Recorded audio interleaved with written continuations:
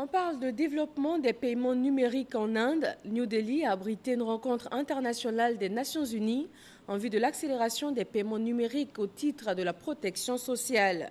Un partage d'expériences auquel la Côte d'Ivoire a pris part. Hervé Blé, envoyé spécial en Inde.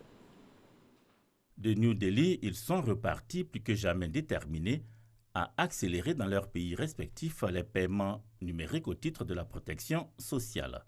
Ivoiriens, Béninois, Burkinabés, Sénégalais et Camerounais ont beaucoup appris de l'expérience indienne. Le gouvernement, pour assurer les versements des prestations au titre de la protection sociale, a en effet développé l'un des écosystèmes de paiement numérique les plus avancés au monde. Il a pour cela utilisé les nouvelles technologies de l'information et de la communication, instituées en 2013 à la réforme majeure des transferts sociaux pour des prestations plus efficaces au profit des personnes défavorisées. Ce qui est extraordinaire sur le modèle indien, c'est qu'on a ce qu'on appelle le giving back.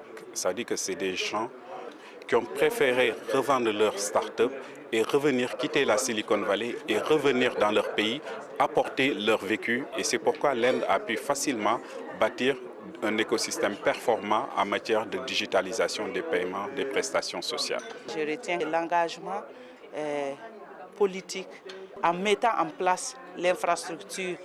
Et le deuxième aspect, c'est cette synergie d'action entre le secteur public et secteur privé. Dans tous les ménages, ils ont une culture en fait de l'électronique et je pense que ça a été des facteurs favorables qui ont boosté en tout cas la digitalisation des paiements électroniques ici. L'expérience indienne est une source d'inspiration dans bien de domaines pour la délégation ivoirienne. La chaîne nationale de solidarité que nous avons lancée, c'est encourager chaque Ivoirien à faire un don, à partager avec l'autre qui en a moins.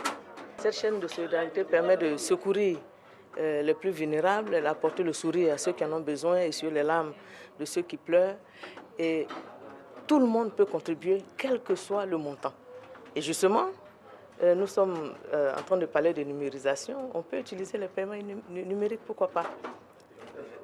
C'est une possibilité à envisager. À New Delhi, il a été aussi question d'inclusion financière.